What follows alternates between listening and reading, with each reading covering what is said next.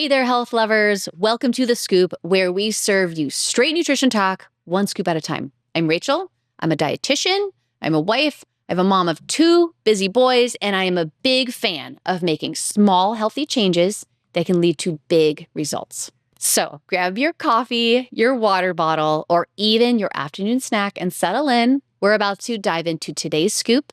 And trust me, these simple tips are going to make healthy living feel a whole lot easier. Let's get started. Any and all opinions and views shared by hosts and guests on this podcast are the speaker's own and do not represent the views of Live It Up or its affiliates or parent company.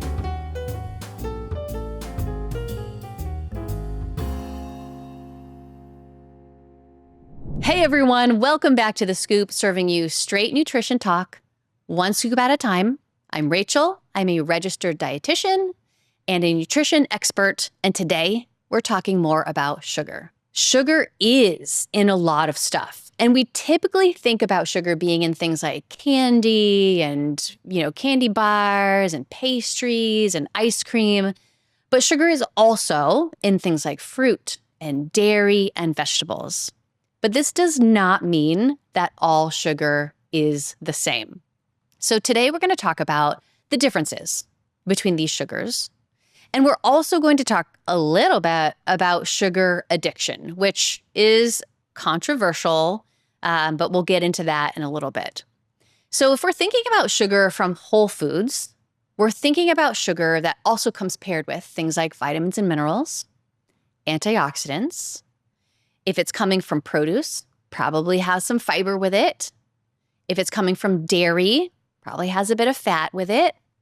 So the other thing to think about is that the sugars from these, so the sugar in fruit is fructose and the sugar in dairy is lactose.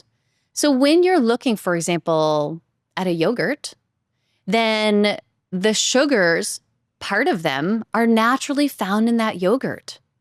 And then they might add other sugar. So you can't look at like total carbohydrates and be like, that's how much sugar is in there. The good thing is that Nutrition Facts Panel give you the facts. When you look at added sugar, you subtract that. And then you know that there's that much added sugar. You don't have to like do the process anymore. Because these sugars in whole foods are paired with things like fat and fiber, they take longer to process. It takes the body longer to break them down. That means generally they also have a lower glycemic index and a lower glycemic load than foods with added sugar in them. Now, what is glycemic index? As a side note, glycemic index is the amount that your blood sugar goes up after eating certain foods, after eating specifically 100 grams of a certain food. Glycemic load is how much your blood sugar goes up in a full meal. So we're not looking at a singular food there. We're looking at like everything that goes into that meal. So we're adding like fats and fibers that lowers the glycemic load of a food. When those terms are thrown around, that's what I want you to think about.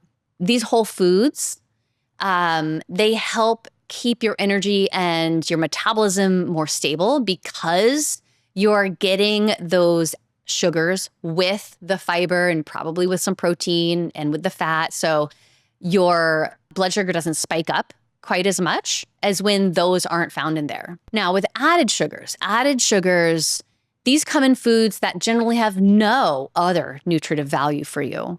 In fact, they're probably empty calories and contain other ingredients that we shouldn't be having that often anyway. These are usually processed very quickly by the body because there's nothing holding it back. There's not a lot of fiber, there's not a lot of protein. That means they have generally a higher glycemic index. They raise your blood sugar really fast. When your blood sugar goes up really fast, that also means that your body responds really quickly and that your blood sugar drops very quickly after that. And what does that lead to? Leads to things like hunger and fatigue, irritability, and more cravings. After you've eaten something that raises your blood sugar up very fast and then you get very hungry after it, are you going to make good decisions, good food decisions when you feel like that? Maybe not. So that's just something else to add to the fact that these added sugars aren't going to help us in the long run if we're looking for an overall healthy diet. all that sugar, if it's not used immediately for energy, it gets sent to the liver for storage, extra carbohydrate storage, or it could mean extra fat storage. Now, there's something else to know about sugar, and that is that it can be addictive. Now, this is a debated topic in nutrition circles, but I am now fully on the side of it being an addictive substance for people who are predisposed to being addicted to like having an addictive personality. And, there are certain people who, when it comes to sugar, it is much more difficult for them to hold back. Now, this doesn't necessarily mean that you have to avoid sugar, but some people may have a tougher time regulating their intake with it. So then let's take a step back. What is addiction? When our brain chemistry is altered, that compels someone to take more and more of a substance to feel good, despite it potentially having harmful consequences. So sugar actually comes in and it affects the natural opioid centers of the brain, the reward center. So we feel good. It increases our dopamine, which is a natural opioid. And we love that. And we're like, wow, that food made me feel good. I'm going to start craving that food. What happens is that your brain starts to respond. If you have that certain food at a certain time, and so you get that spike of dopamine, eventually you might start wanting that same food all the time. For some people, like having dessert after dinner it doesn't just become habitual. Your brain's like, where's my dopamine hit? I would like to have that now. And so your brain is telling you to have more because it really likes this response. It really likes that dopamine hit. And just like with drugs, more and more sugar is needed to get that same feeling, to get that same high. So instead of eating like one candy bar and feeling good, the body gets used to it. And now you have to eat 2. And then maybe you have to start eating 3 because we get kind of immune to it and we need the dopamine to be higher and higher. So every time we eat a sweet, we're reinforcing those pathways. We're hardwiring the cravings and we're building up a tolerance to it. And because the brain gets addicted to feeling these dopamine spikes and to really enjoying them, we can eventually even have symptoms of withdrawal if we try to cut back. And these symptoms can be very similar, like to withdrawal from caffeine. You might get migraines. You might become really irritable and have mood swings. It can be really difficult, and cravings spike when you take it out. Your cravings are going to spike because that's your brain saying, where is my dopamine? But the problem is, food is necessary for survival. We can't just cut it out like we can smoking or alcohol or other drugs. It's much more difficult to stop. But the good news is you can actually, for most people, you can retrain the brain to need less and less. You can get the brain used to lower amounts of dopamine and still feel good. You can do this by, a slow progression of cutting them down. You will go through cravings. That is going to happen. They are hard to get through, but it's going to be important to think about how there's a chemical reaction going on.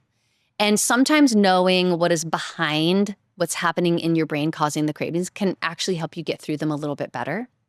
Now, the solution is not cutting out natural sugars from fruits and dairy and things like that. The focus really needs to be on those added sugars, which come with no benefits, because you still want to get the benefits of produce. Cutting them out is overall not that beneficial unless you have like an allergy or something. How can we spot added sugar and help reduce them? Now, the most common places we know, right? We know that it's in candy and other sweets, sugar-sweetened beverages like sodas, sports drinks, specialty coffees, energy drinks. Those will often have a lot of added sugar. Pastries and brownies, like cookies. So those are places where we know that have added sugar. We know that those are things that we can start to cut back on a little bit. But there's a lot of hidden sugars in a lot of processed foods that we might not think about. Certain breakfast cereals will have a lot of added sugar, granola. But also granola bars and energy bars might have a lot of added sugar. Sauces and dressings and marinades, things like ketchup, barbecue sauce, different kinds of salad dressings, those will have a lot of added sugars. Fruit juice that isn't 100% fruit, that's going to have added sugars. So it's in a lot of places that we might have a decent amount of. Now, does that mean you need to cut out barbecue sauce? Listen, if you're just having a tablespoon or two like every other week, that's not a big deal. I don't want you to cut out a food that makes another food delicious if it's just a small amount.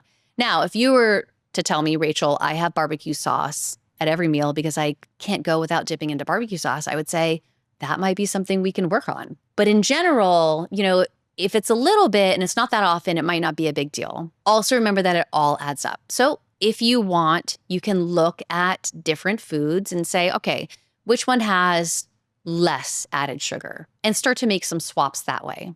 The good news is that it's quick and easy now to tell how much added sugar is in a packaged food. Like I said before, you look at the nutrition facts panel, you look at the added sugars line, and that's going to tell you how much is added. When you look at just the one that says sugars, that's the natural sugar in the food. You don't have to worry about those. If you have a little added sugar in your day, that's not a big deal. But too much might lead to poor health. Much of this has to do with the type of sugar that is added too. Let's talk about high fructose corn syrup. A lot of studies have been done on high fructose corn syrup showing that taking in too much probably contributes to things like metabolic dysregulation. And this is a really broad term for when different metabolic processes are no longer functioning appropriately. So that might mean, changes in our ability for the body to process blood sugar the right way. Or it might mean insulin resistance or even abnormal lipid levels. High fructose corn syrup has been linked, with not only metabolic dysregulation, but also with impaired dopamine function. Now remember, dopamine in the reward center makes us feel good, but not enough dopamine has actually been linked with compulsive eating. And it could be that people are, striving toward getting that dopamine hit that's not working. So it's an interesting little dichotomy right there. So from this, we can deduce that too much high fructose corn syrup may lead to overeating, potentially to weight gain and metabolic changes. Now, other research links it with development of more visceral fat, which is fat that is around our organs deep in the belly. And we know that too much visceral fat is actually really not good. It changes how our organs function. So fat actually releases inflammatory chemicals that not only affect your organs, but it also narrows your blood vessels and affects how well an organ can actually function. So ultimately, too much visceral fat can lead to an increased risk for different chronic diseases. Now, taking a step back, all added sugar can have similar effects as this. It's really about being aware of your total intake, since too much added sugar in general has undeniably negative effects on our health. So let's talk about it. How can you start cutting down on your sugar intake? The first thing to know is that you don't have to cut it out completely. Now, someone who really does have an addiction to sugar might have to think about cutting it out completely, because it could, in general, what happens is even after you have retrained your brain to need less dopamine and you are happy on a lower level, eating sugar again can actually immediately retie those links in your brain, and that craving can come back pretty fast. And it really depends on the person. Some people can retrain their brain and then they're able to moderately take in sugar. Maybe then, over a course of a week, like the holidays, it could be that you've been taking in a lot of sugar. And so you are like re-strengthening those links in the brain. The brain needs more dopamine. You're gonna have to go through the process again. For some people, even just having a little bit of sugar creates havoc. And it's really difficult for them to kind of reel it in. So I do think that there could be a portion of people who really do have to cut it out completely and think about their intake in a different way. I also do not think those people have to cut out fruit and the natural sugars. They're not as addictive because they come again with a lot of, they come in a package with like a lot of other nutrition in there. So it really is looking at the added sugars. Start by looking at your total diet. Where is sugar coming from? I want you to reduce it slowly. Now, expect the cravings. Cravings are going to happen. They'll probably happen for about 2 weeks, but they do get better and easier to handle. But that first week, it is not going to feel good. It's just not. So what I need you to do is be prepared for it. Be intentional. Over time, as these waves, having a craving and it's going to feel like a wave is washing over you, like you can't think of anything else. You've got blinders onto the world. You're surfing on this huge wave and all of a sudden it'll crash and it's gone. Cravings normally last 20 to 30 minutes. So if you can get through 20 to 30 minutes, it'll crash and be gone. So I want you to think about that. I want you to try to do something else when a craving happens. Make a list of the things you could do. Have your favorite book ready to read a couple chapters of. Strap on your shoes, go for a quick walk. Energizing your body, doing something physically active can help you get through those cravings better because it's increasing your dopamine in a different way. I have some clients who say, Rachel, I did like 10 jumping jacks and it helped me get through my craving. Will it work every time? No, it won't. And I'm not even gonna lie to you. It's not gonna be perfect. But the thing is, you don't want to give up if it doesn't work the first 3 times. You want to keep going because it's repetition. Repetition is what's going to help you the most. Retraining the brain, it takes a lot, but you can do it. Whether you are, thinking about cravings, do they happen during the day? What does that mean for you? Does your body need something else? Does it need a balanced snack? Does it need a meal? Have you been sleeping well? When you're not sleeping well, it changes your hunger and satiety hormones so that you are not only more hungry, you're also storing more fat. Yay for no sleep. So work on sleep hygiene. Is there anything you can do about your sleep? Stress. Stress causes an increase in cortisol hormone, which also can be linked with eating. So you really want to think about, is there anything you can do to help reduce stress? There are so many things that go into a well-balanced life and health.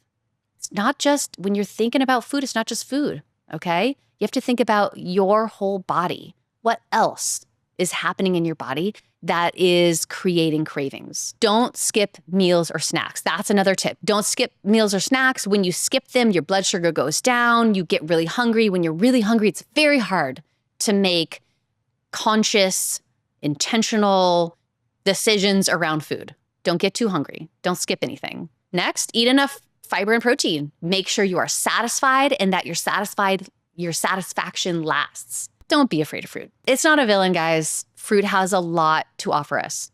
However, you do want to make sure that you are eating more vegetables than fruit. Okay, it's micro habit time. I want you to think about sugar in your day. Do you think there's any wiggle room for positive change? Is there something that you can do that'll help you feel better about your intake? Most people don't have to take it out completely, but you do want to make sure that when you decide to work on sugar, it's a stepwise process, that you have all of your goals in place and that you have all your strategies in place so that as you go through, you're doing it slowly, you're doing it intentionally, and you know what you're going to do when cravings come up.